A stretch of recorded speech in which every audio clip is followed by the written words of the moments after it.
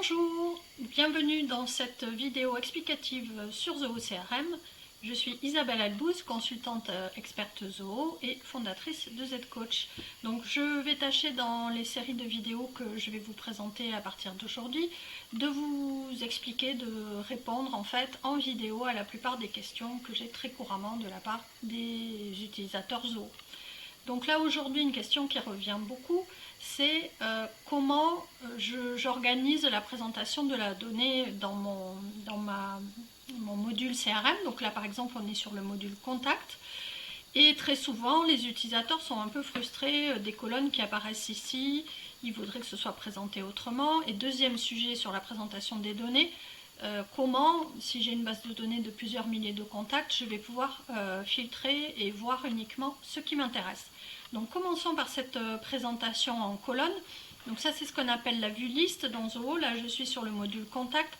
C'est vraiment la vue standard que va vous proposer Zoho par défaut. Ce qui vous propose aussi par défaut, faites-y attention, c'est dans la petite étiquette en haut à droite, ici vous voyez que vous avez 100 enregistrements par page. Et par défaut c'est sur 10, donc si vous avez une grosse base de données et que vous laissez par défaut 10, c'est un petit peu frustrant parce que vous ne voyez qu'une toute petite partie des données sur votre page. Donc en général on préfère être sur 100 et ensuite aller utiliser les vues et les filtres comme on va le voir tout à l'heure. Donc là commençons par nos colonnes. Dans cette en-tête ici je vais pouvoir, vous voyez que j'ai un certain nombre de champs qui sont affichés. Tous les champs de votre fiche CRM sont affichables dans ces colonnes. Vous allez, pour moduler cette présentation, aller donc dans votre bandeau des intitulés de colonnes, chercher l'option « Gérer les colonnes ». Et là, vous voyez, vous avez absolument toutes les cases possibles disponibles dans votre base de données pour pouvoir venir les afficher. Admettons, je veux voir la source et je veux voir le titre, donc sa fonction. Je vais mettre ça après le nom. Vous voyez, ça se déplace par simple drag and drop. Je garde souvent l'heure de création affichée, ça me donne une information d'historique, l'origine du prospect, parce que quand vous avez différents événements, différentes sources, peut-être des contacts qui sont injectés automatiquement de votre site web, c'est intéressant de pouvoir les consulter de cette manière. Donc là, vous voyez, j'en ai deux qui viennent de mes formulaires web, et sur deux autres, j'ai pas très bien fait mon travail, je n'ai pas tracé la source, ça c'est pas bien du tout. Donc voilà, vous voyez, c'est assez simple, ça se paramètre par utilisateur et la prochaine fois que vous vous connectez, de la même manière que l'affichage sans page va rester défini tel que vous l'avez modifié, les colonnes vont rester affichées également telles que vous l'aviez souhaité. Petite précision, vous avez peut-être remarqué une petite étiquette ici juste à côté de créer qui vous permet de visualiser différentes autres vues. Donc des petites vues en étiquette comme ça qui parfois n'ont pas été personnalisées, donc vous n'allez pas toujours avoir là les champs qui vous intéressent, mais si ça a été fait, la vocation c'est plutôt de concentrer dans une petite étiquette les informations de contact pour que vous puissiez gérer par exemple des listes d'appels ou de relance assez facilement. L'affichage tuile, vous voyez ici, il n'a pas été personnalisé. C'est pas très compliqué à faire, mais ça c'est plutôt un travail d'administrateur. La plupart du temps, on va rester sur ça ou l'affichage liste, si rien de spécifique a été paramétré pour vous. Voilà, donc passons à la notion de filtre. Alors je vais déplacer mes petits menus de l'autre côté pour qu'ils ne gênent pas l'affichage. Voilà, je me suis téléportée de l'autre côté de la page. Donc, dans l'étiquette en haut à gauche, ici, nous avons ce qu'on appelle les vues. Les vues, ça va être un filtre un petit peu permanent que vous utilisez tout le temps. Par exemple, si vous avez des statuts dans vos fiches contacts, prospect, client, ça peut être l'objet d'une vue permanente. Si vous avez une gestion par territoire qui est assez importante, vous allez vous faire par exemple des vues permanentes par région. PACA, Île-de-France, etc. Et ça va être vraiment vos listes de travail permanentes. La différence aussi, c'est que ces vues, elles sont partageables. Donc chaque fois que vous faites une vue, ça peut être comme c'est un exemple ici, un filtre qui vous permet de définir les personnes que vous allez inviter à des événements marketing. Donc quand je disais qu'elles sont partageables, quand on va les créer, on va pouvoir définir ici si on partage avec une seule personne, et là on va pouvoir aller choisir la personne dans l'interface, si on est la seule personne à le voir, ou chacun, c'est une traduction un petit peu approximative, ça veut dire que tout le monde va pouvoir visualiser. Donc vous voyez qu'ici, et en premier évidemment on va donner un titre à notre vue. Donc là je l'ai basé sur un tag que j'avais utilisé précédemment.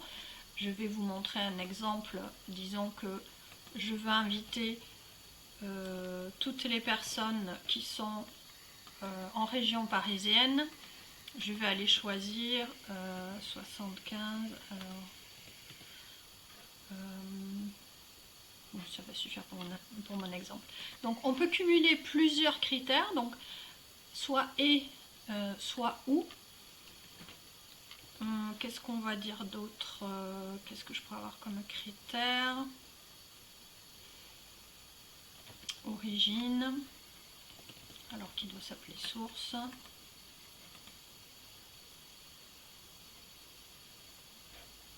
Ah non, ça c'est un autre. Origine du prospect, voilà. Hop. Chez vous, ça s'appelle, c'est la même problématique parfois. C'est nommé source, parfois c'est nommé origine. Et si vous ne l'avez pas, eh bien écoutez, c'est assez problématique. Je vais pouvoir chercher différentes sources. Voilà. Donc je vais mettre mes critères. Donc soit ils sont cumulés, et si jamais je voulais changer pour le ou, je clique simplement sur le terme et ça va me modifier l'association de mes critères. Donc ici je passe à l'étape où je choisis les colonnes que je veux montrer. Donc là, ne vous embêtez pas à chercher, je vois souvent les utilisateurs faire ça dans tous les sens, on a très vite mal à la tête. Chaque fois que vous avez une petite loupe ici en haut des champs à choisir, vous allez pouvoir faire de la recherche, donc vous tapez les premières lettres du champ et vous allez les voir apparaître. Donc là je mets par exemple le nom du compte, c'est le nom de l'entreprise, je vais remettre l'origine du prospect, parce que ça c'était un de mes critères. Le gestionnaire, c'est la personne en charge. Et donc là, on va l'appeler prospect à cibler en priorité par exemple. Voilà. Je fais enregistrer et cette nouvelle vue maintenant est disponible ici pour que je puisse la traiter. Alors évidemment là on est dans une optique démo, il n'y en a pas beaucoup. Donc deuxième manip que je voulais vous montrer, je vais peut-être pas le faire ici, je vais retourner sur ma liste de départ.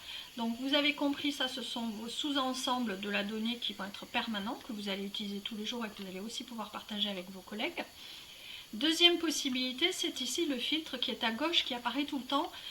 Beaucoup d'utilisateurs sont un peu gênés. Sachez que si vous n'en avez pas besoin, vous pouvez cliquer sur le cône ici et le faire disparaître, ce qui vous donne une fiche un peu plus, voilà, un peu plus large sur votre écran. Mais en réalité, c'est très utile. Vous allez pouvoir utiliser à nouveau n'importe quel champ comme critère de filtre. Donc ça pourrait être le pays. J'espère que j'ai renseigné mes pays. Je ne veux voir que les Français. Voilà, ça, vous voyez, il y a une ligne qui a disparu. Donc ça va me permettre d'affiner en fait mon filtre sur la base de ma vue. Prenons un autre exemple. Département auto. Alors pourquoi ça s'appelle département auto? Ça c'est un champ personnalisé. On a moyen de faire très facilement à partir du code postal de déduire automatiquement le département, ce qui va faciliter les recherches parce que sinon si vous vous basez sur le code postal vous êtes obligé de faire commence par, code postal commence par, et c'est un petit peu plus long que d'aller simplement chercher ici. J'allais taper 75 mais je ne sais pas si j'en ai. On va mettre 42, je ne sais plus si c'est virgule ou point virgule, voilà, si ça marche c'est virgule.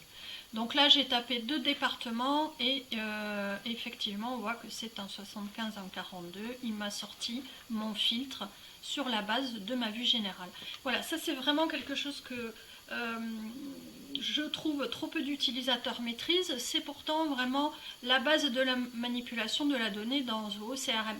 Et c'est souvent malheureusement un reproche que l'on fait à Zoho. On dit oh là là, il y a trop de données, on s'y retrouve pas, on ne sait pas comment gérer ses priorités. Non, un CRM, sa vocation, c'est d'être aussi complet que possible, de ne jamais perdre vos contacts, puisque vos contacts, en fait, ils ont vraiment de la valeur. Peut-être qu'ils n'ont pas de la valeur aujourd'hui, mais peut-être ils en auront dans 6 mois, peut-être ils en auront dans un an. C'est pour ça que dans un CRM, on garde en général la totalité de la donnée, sauf vraiment les contacts qui sont des vrais spams, totalement inutiles, hors cible. Mais sinon, on va les garder et on va avoir dans les outils CRM, et dans Zoho c'est très bien fait, les vues et les filtres, on a des moyens de filtrer la donnée de la manière dont on souhaite pour travailler au quotidien avec uniquement devant nos yeux la donnée qui nous intéresse. Voilà, j'espère que cette vidéo vous aura aidé. À très bientôt pour plus de trucs et astuces sur Zoho.